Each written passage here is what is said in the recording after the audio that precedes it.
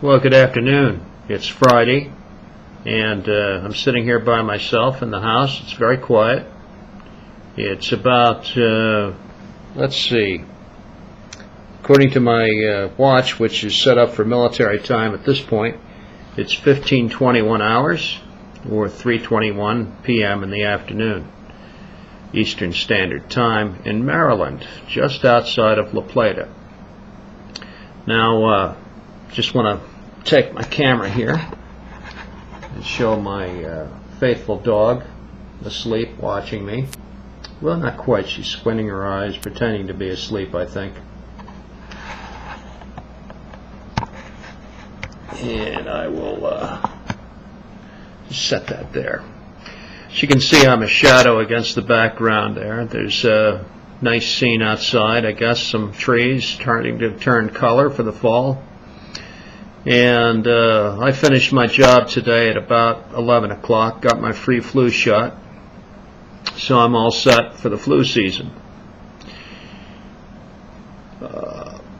Let's see, what else can I ramble on about in a disorganized manner?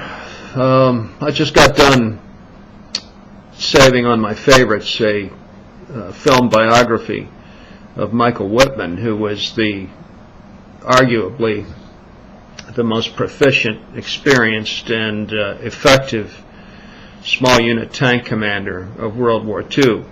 He fought on the German side as a Waffen-SS Tiger tank commander.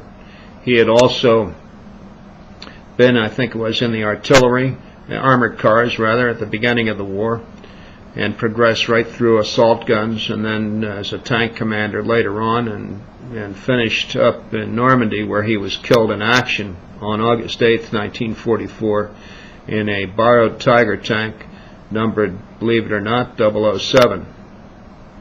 He and his entire crew were killed instantly by the combined fire of 5 Sherman medium tanks. The turret had completely blown off.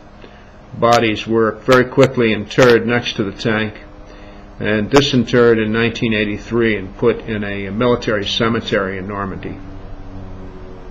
Now, it's interesting to me that someone who was a dedicated National Socialist, a inventive, individualistic, very much adept at combat, and fiercely focused on the idea of defeating and destroying the enemy and understanding what it would take to win the war, would also adopt the racist attitudes of Nazism, which I don't really know if he did consume all of that or not, or whether you could say that he would agree with genocide. But it just goes to show that the hero is all in the mind. The hero is all in the mind. We in the West, on our side of it, the American side or the British side, may not consider him heroic. We would consider him effective, ruthless, brutal, and showing no mercy in battle, which is what you better do anyway if you're in a battle like that. Because if you don't, and you're slow, you're going to be dead. Don't hesitate when you're in battle. When the enemy is to your front, you shoot to kill immediately. Don't yell surrender. You shoot to kill. And that's what this kind of war was. On our side, you know, I like to think about Audie Murphy, and I have a biography by him, and I also have on VHS his movie, To Hell and Back. His autobiography, To Hell and Back, reads differently than what the movie is. The movie is an entirely different story, I think. The book is much better, and I wish today they would take and remake the movie just exactly according to the book, and you'd have a much, much better combat story. Audie Murphy was the same way. He was in combat, fiercely focused on destroying the enemy, and brutal, ruthless toward the enemy, and very effective as a combat man. In fact, he ended the war as the most highly decorated soldier of World War II on the Allied side. Now, he also had the luck of surviving the war, although he carried the nightmares of the war with him for the rest of his life. Now, I look at both men and I think to myself, how do we get this way? How do we get into this situation? Who is right and who is wrong? I don't know. I really don't know. Would Michael Wittmann, had he known all of the details of Nazism and genocide in the East and all that kind of thing, would he have continued to fight for Nazi Germany and Hitler with this extreme dedication? I don't know if he would have or not. It's hard to say what he knew about what was going on. The thing was, he was a dedicated soldier. He believed in fighting for his comrades and for unit pride and the pride of his own profession.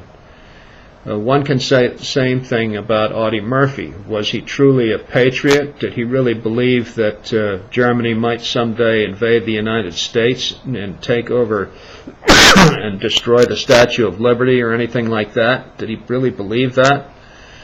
Or was it the same thing?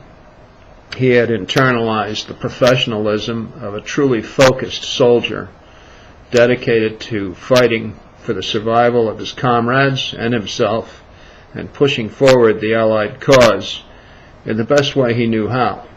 In both cases, they showed that that in battle, soldiers can reach the epitome of this type of profession, because that's truly what it is, in a manner that belies any type of emotional involvement. In fact, I think Audie Murphy described it best. When there were certain situations he got into in which he blacked out. In other words, his brain became overloaded with input from these extreme stress situations where the adrenaline and endorphins are rushing, and he would black out, and during these times perform some of the most tremendous acts of what would be called bravery, and or other times, just because of the fact of the stress level of the continuing tragedy and the attrition of the men around him, and he himself in his own emotional state, sometimes the same thing would happen. So you can never tell. He even said himself, sometimes you have to look at yourself as a glass slowly filling up, and when it gets to the point where it overflows, at that point you lose your effectiveness as a soldier. So I think for Michael Wittmann, he was killed before that could happen. For Audie Murphy, the war ended for him before that could happen. One can never know how close he was, though. So with that, I'm going to let that go. For whatever that's worth, that's the subject of this video. I don't know if anybody really has an interest in it. I hope you do. Think about it, and I'll be interested to hear a reply from anybody or get one.